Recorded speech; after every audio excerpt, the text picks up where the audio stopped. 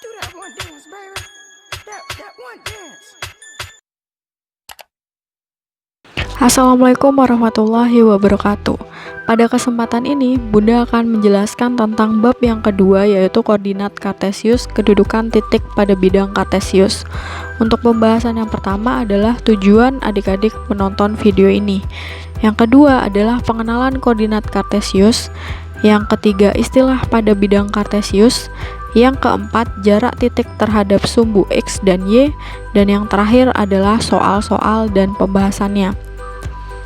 Tujuan dari pembelajaran kali ini atau setelah adik-adik menonton video ini, diharapkan adik-adik dapat memahami maksud dari koordinat kartesius, mengenal istilah-istilah yang terdapat pada bidang kartesius, dan yang terakhir adalah menyelesaikan soal-soal yang berhubungan dengan kedudukan titik dan pada bidang kartesius. Oke, pertanyaan pertama adalah apa itu koordinat kartesius? Sebelum pembahasan ini berlanjut, jadi Bunda akan mengenalkan terlebih dahulu tokoh atau sosok matematikawan yang mengenalkan tentang koordinat kartesius ini. Oke, yaitu René Descartes. René Descartes ini adalah sosok atau seorang filsuf dan matematikawan dari Prancis. Beliau ini sering disebut sebagai Bapak Filsafat Modern, yang lahir pada tanggal 31 Maret 1596 di Prancis dan meninggal pada 11 Februari 1650 di Swedia. Beliau dipercaya oleh banyak orang di dunia sebagai orang yang pertama kali membuat hubungan kuat antara aljabar dan geometri. Oke, muncul pertanyaan nih, sebenarnya hubungan apa yang mereka buat? Ketika kita berbicara aljabar, biasanya akan ada suatu persamaan dan variabel. Semisal persamaan Y sama dengan 2X. Lalu kita buat suatu tabel yang menunjukkan antara nilai X dan Y-nya. Nah, untuk X-nya, adik-adik bisa pilih angka berapapun. Ini Bunda ambil angka random untuk X-nya, yaitu 2, 1, 0, dan negatif 1, dan negatif 2. Untuk Y-nya berarti adik-adik tinggal substitusikan saja. Karena X-nya 2, berarti Y-nya 2 dikali 2, seperti si persamaan di atasnya, yaitu 4. Untuk X1 berarti 2 kali 1 sama dengan 2. Untuk yang 0, 2 dikali 0 sama dengan 0, dan seterusnya hingga negatif 2, yaitu 2 untuk Y-nya sama dengan 2 dikali negatif 2 sama dengan negatif 4. Oke, Bunda lanjut ke cerita tentang René Descartes. Sampai pada tahun 1600-an, orang-orang masih belum bisa membayangkan secara nyata bentuk aljabar ini. Beliau berpikir bahwa ia mampu memvisualisasikan aljabar ini dengan menggambarnya di sebuah bidang dua dimensi. Karena di dalam bidang dua dimensi terdapat dua arah, yaitu kiri ke kanan, dan yang kedua adalah atas ke bawah. Nah, arah dari kiri ke kanan ini disebut sumbu X. Oke, yang ini adalah sumbu X. Untuk arah ke kiri sampai ke kanan disebut sumbu X. Untuk arah atas ke bawah adalah sumbu Y. Untuk yang di sebelah kiri 0 sebagai titik pusatnya ini adalah X-nya bernilai negatif, sedangkan untuk yang sebelah kanan itu X-nya bernilai positif. Untuk yang sebelah atas dari titik 0 ini, Y-nya adalah positif, dan di sebelah bawah titik 0, Y-nya adalah negatif. Bidang inilah yang kita sebut dengan bidang kartesius. Diambil dari nama beliau, yaitu Descartes. Nama belakangnya ya, kan namanya René Descartes.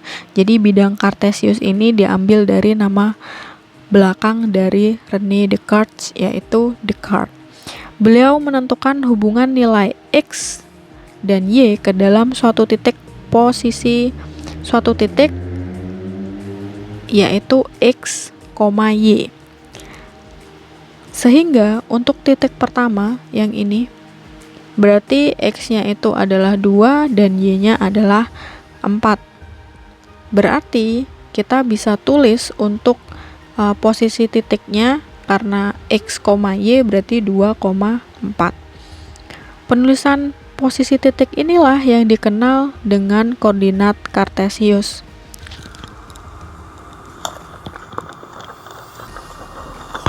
Oke, kita mulai untuk yang pertama. Untuk X-nya, untuk titik yang pertama yaitu 2,4. Berarti kalau X-nya 2 itu di sini ya. X-nya 2 dan Y-nya 4. Y-nya 4, berarti sampai sini. Terus selanjutnya, titik selanjutnya adalah yang ini. 1,2. 1 adalah X-nya dan 2 adalah Y-nya. 1X dan 2Y. Yang ketiga, 0,0. 0,0 adalah titik pusatnya, berarti pas di tengah-tengahnya. Sedangkan selanjutnya negatif 1, negatif 2. Berarti di sini ya, ini kurang besar, nggak apa-apa. Tapi masih kelihatan ya. Jadi untuk X-nya adalah negatif 1 dan Y-nya adalah negatif 2. Untuk selanjutnya, X-nya negatif 2, X-nya negatif 2, dan Y-nya adalah negatif 4. Ternyata setelah titik-titik ini dihubungkan, terbentuklah sebuah garis lurus. Setelah beliau menemukan hubungan ini, barulah orang-orang memahami bahwa bentuk aljabar ternyata dapat divisualisasikan secara geometris pada suatu bidang datar. Dan dengan penemuan inilah banyak hal dalam kehidupan bisa divisualisasikan, seperti gelombang suara dalam fisika atau grafik keseimbangan permintaan dan penawaran dalam ilmu ekonomi. Tentu saja ini juga sangat bermanfaat di banyak bidang. Oleh karena itu, Bunda akan menjelaskan konsep koordinat mulai dari konsep paling dasar. Oke, pertanyaan kedua adalah apa saja istilah-istilah dalam bidang kartesius? Kita bahas satu persatu. Seperti yang tadi kita bahas, bidang kartesius adalah yang ini kan. Oke, di sini ada komponen-komponen yang adik-adik harus pahami. Yang pertama adalah sumbu X. Sumbu X itu adalah sumbu yang mendatar ini, atau kita sebut adalah secara horizontal kiri ke kanan. Dari kiri ke kanan, ini adalah sumbu X. Untuk sumbu Y-nya secara vertikal berarti ya, dari sini Y-nya itu dari atas ke bawah. Jadi Y-nya ini adalah sumbu Y gitu. Oke, untuk nilainya kita hapus dulu deh, biar enak ya dilihatnya. Kita hapus dulu. Untuk sumbu X dari 0 titik pusat ini ke kanan itu nilainya adalah positif. Kita lihat angkanya adalah positif. Untuk yang sebelah kiri itu nilainya X negatif, yaitu negatif 1, negatif 2, dan seterusnya. Untuk yang di sebelah atas dari titik 0,0 atau titik pusatnya itu adalah positif. Untuk yang nilai di bawah yang ini itu bernilai negatif. Cara mudah adik-adik mengingat itu hal-hal yang sebelah kiri itu adalah negatif gitu. Sebelah kanan kan hal-hal yang baik, berarti dia positif. Hal-hal yang meningkat itu berarti hal-hal yang baik, berarti positif. Untuk hal-hal yang menurun berarti untuk hal-hal yang negatif, seperti itu ya. Itu cara Bunda untuk mengingat seperti itu. Jadi Bunda ulangi, sumbu komponen yang pertama yang harus kita ingat adalah Yang mendatar, yang sebelah sini, yang Bunda kasih warna abu-abu ini adalah sumbu X. Sumbu Y itu yang ini, yang vertikal atau yang berdiri ini. Dari atas ke bawah, yang Bunda kasih warna merah, itu adalah sumbu Y. Kita lanjut. Istilah-istilah pada bidang kartesius yang kedua. Posisi titik pada bidang kartesius ditulis dalam bentuk koordinat X, Y. Kita ingat kembali ya. Jadi koordinat suatu bidang kartesius itu ditulis X, Y. Dengan X sama dengan apsis. Jadi X ini nama lainnya adalah apsis. Y adalah ordinat gitu. Nama lain Y adalah ordinat.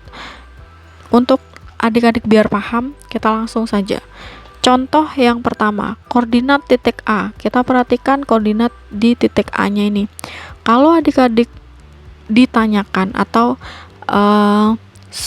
ditanyakan koordinat titik A, berarti adik-adik harus sesuai dengan penulisan koordinatnya, yaitu X, Y.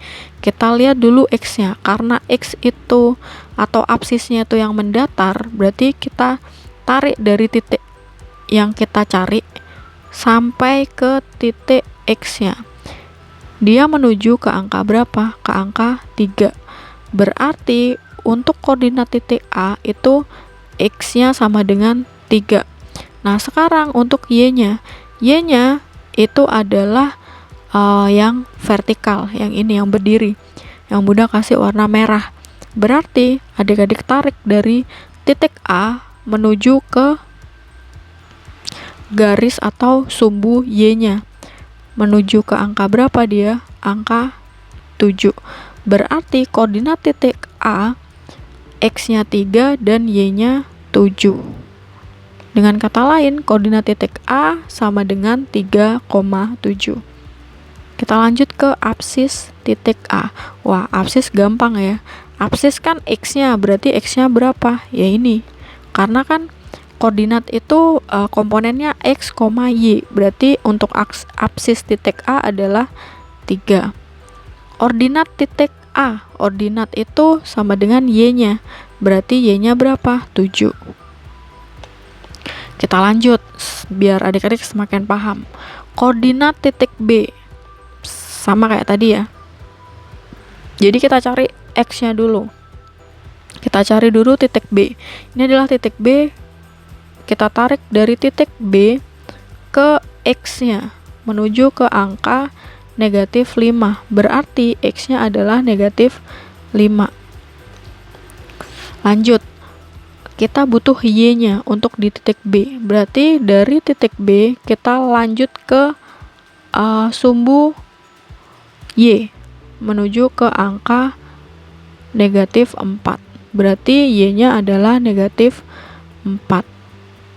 Bisa dikatakan bahwa koordinat titik B itu sama dengan negatif 5, negatif 4.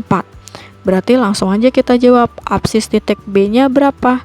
Karena apsis itu X, berarti negatif 5. Ordinat titik B, ordinat itu Y-nya, berarti negatif 4. Wah, mudah ya. Kita lanjut nih.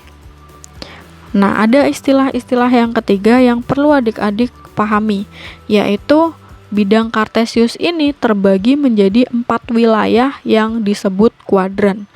Jadi bidang ini, yang ini, bidang ini tuh dibagi jadi 4 bagian, 1, 2, 3, 4 kayak gitu ya. Namanya adalah kuadran. Oke, kuadran yang pertama itu X positif dan Y positif. Kita lihat nih, X-nya positif, yang ini berarti ya, dan Y-nya juga positif, yang ini. Berarti kuadran 1 itu ada di sini. Terus kita lanjut.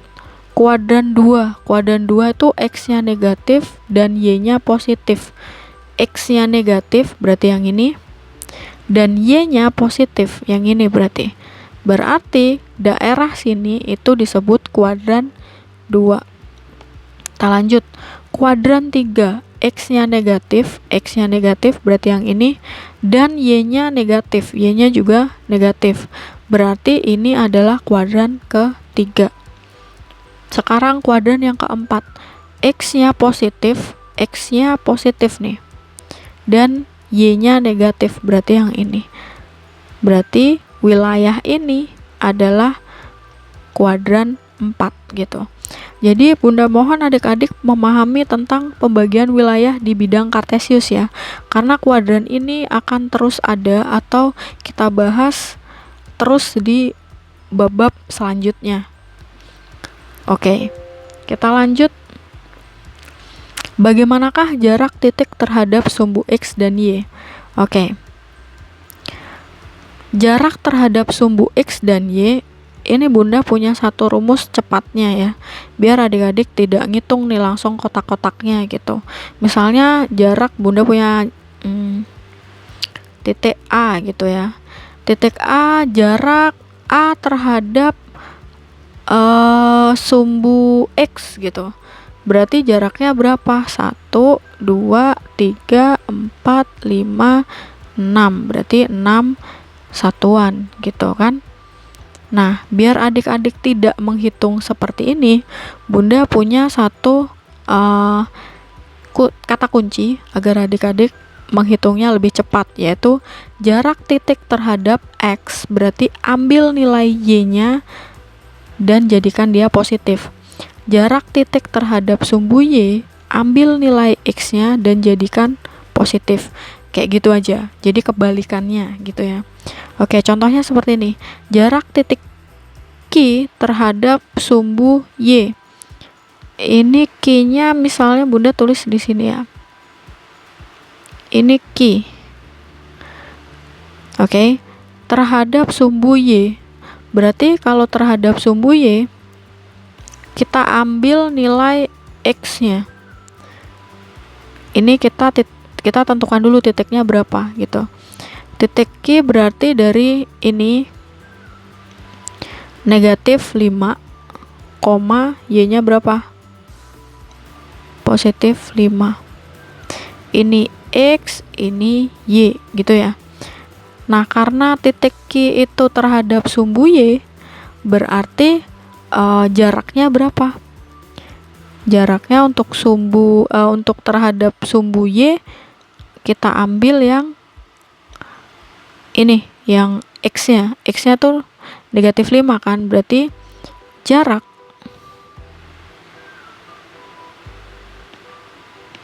itu sama dengan 5 satuan.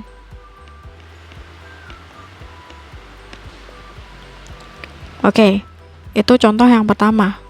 Untuk contoh yang kedua, jarak titik R terhadap sumbu X. Tapi kita buktikan dulu nih, apakah benar jarak Q terhadap sumbu Y itu adalah 5 satuan gitu ya. Kita hitung nih, 1, 2, 3, 4, 5. Oh benar, berarti 5 satuan. Kita lanjut, coba ini titik R. Titik R, jarak titik R terhadap sumbu X. Berarti kalau terhadap sumbu X, kita ambil nilai Y-nya. Tapi sebelumnya kita tentukan dulu R itu koordinat titik R-nya berapa gitu. Koordinatnya adalah ini. Berarti X-nya itu 5, 8. Positif 8 ya. Nah, karena terhadap sumbu Y yang ini berarti kita ambil Y-nya. Y-nya berapa? 8 kan. Ambil nilai Y positif, berarti jaraknya adalah 8 satuan. Gitu aja. Coba kita buktikan sekarang. Jarak titik R terhadap sumbu X.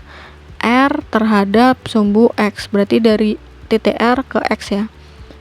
1, 2, 3, 4, 5, 6, 7, 8. Oke, jadi agar adik-adik tidak menghitung demikian, adik-adik ingat-ingat saja rumus ini gitu. Kita lanjut ya. Contoh soal dan pembahasannya. Wah, kita udah sampai ke contoh soal dan pembahasannya nih. Soal yang pertama, soal kedudukan titik pada bidang kartesius. Apsis dari titik B -5, -3. Oke, apsis itu apa? Kalau koordinatnya kan X, Y. Apsis itu sama dengan X-nya kan, untuk ordinat sama dengan Y-nya gitu. Berarti untuk apsisnya berapa? -5. Berarti jawabannya adalah A. Kita lanjut. Perhatikan bidang kartesius berikut. Koordinat titik H adalah, kita suruh tentukan nih koordinat titik H-nya. Yang ini berarti ya. Koordinat titik H itu X-nya dulu kita tentukan. X-nya di angka 5. Berarti 5, Y-nya berapa? Dari titik H ke nih mohon maaf nih. Kita kasih garis putus-putus aja ya. Dari H berarti yang X-nya tadi 5, Y-nya adalah berhenti di angka -2. Berarti mana yang benar? Iya benar. Yang benar adalah C-nya. Untuk X-nya adalah 5 dan Y-nya -2. Wah, gampang ya. Kita lanjut nih. Perhatikan bidang kartesius berikut. Titik yang berada di kuadran 2. Oke, kita ingat-ingat lagi nih. Kalau di sebelah sini itu kuadran 1. Sebelah sini kuadran 2. Yang sebelah sini kuadran 3. Sebelah yang punya X-nya positif dan Y-nya negatif berarti kuadran 4. Nah, kalau udah kita tentukan seperti ini, adik-adik langsung bisa jawab nih. Titik di kuadran 2 itu titik apa aja? Di kuadran 2, C dan D. Berarti jawabannya adalah B. Oke, kita lanjut nih. Jarak titik Q dengan sumbu Y. Ini terhadap sumbu Y. Oke, kita ingat lagi nih. Jarak terhadap sumbu X berarti ambil Y positif. Jarak terhadap sumbu Y ambil X positif. Berarti kalau sumbu Y yang ini berarti ya. Kita ambil X yang positif. Oke, karena ini negatif, kita ambil positifnya, berarti 2 satuan. Wah, gampang ya kalau kita pakai trik ini. Jarak terhadap sumbu X ambil Y positif, jarak terhadap sumbu Y ambil X positif, gitu aja. Atau ada bisa gambar juga. Cuman kalau gambar kan butuh waktu lebih lama gitu. Kalau kita pakai yang ini lebih cepat gitu aja sih. Oke. Ini menarik nih, soal yang terakhir. Diketahui titik A 3,1, B-nya 3,5, C-nya -2,5. Jika ketiga titik tersebut dihubungkan akan membentuk, kita disuruh membuat satu bidang dengan titik koordinat seperti ini, A, B, dan C. Nah, harusnya kita harus membuat satu sketsa nih untuk menentukan agar adik-adik lebih mudah gitu. Nanti ini membentuk suatu titik-titik. Ini membentuk suatu bidang apa sih sebenarnya gitu ya. Gak apa-apa kalau misalnya gambarnya jelek. Ini Bunda juga gambarnya jelek, tapi ini menggambar dari titik-titik ini itu membantu adik-adik untuk menentukan bentuk apa sih nanti ini akan jadi apa gitu. Jadi kita tentukan dulu titik A-nya ya. Titik A-nya kita buat dulu nih. Ini 0, yang sebelah kanan apa? Positif kan? Berarti 1, 2, 3, 4, 5. Kita buat 5 aja ya. Yang sebelah kiri berarti negatif nih, negatif 1, negatif 2, negatif 3, negatif 4, negatif 5. Yang atas ini yang tidur atau yang mendatar itu X, yang vertikal atau yang berdiri ini adalah Y. Untuk yang atas apa? Positif ya. 2, 3, 4, 5. Ini sketch saja lah intinya. Yang bawah negatif 1, negatif 2, negatif 3, negatif 4, kita bikin sampai negatif 5. Oke, kita tentukan untuk A-nya. A-nya itu adalah 3,1. Ini adik-adik ingetin lagi ya. Berarti XY. Selalu yang di depan itu adalah X. Yang di depan X, Y. Ini juga X, Y gitu. Untuk A-nya 3,1. Berarti X-nya 3, Y-nya 1. X-nya 3, Y-nya 1. Berarti di sini ya. Oke, terus yang kedua, titik B. X-nya 3, Y-nya 5. X-nya 3, Y-nya 5. Dari sini berarti ya.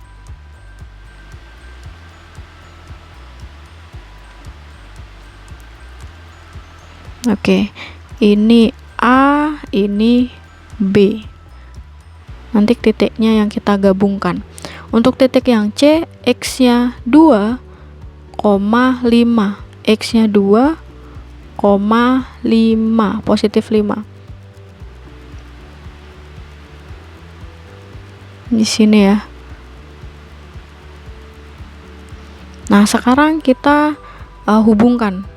Ini kan disuruh dihubungkan ya. Ini titik C. Dari titik A ke B udah tebelin, dari A ke B. Habis itu B ke C, kita hubungkan H. Dari A ke C. Oke, jadi ini bentuk segitiga apa ya? Iya benar, ini adalah segitiga siku-siku. Siku-sikunya di titik B. Berarti yang benar adalah segitiga siku-siku. Jawaban yang benar apa? Iya, C. Jawaban yang benar adalah C.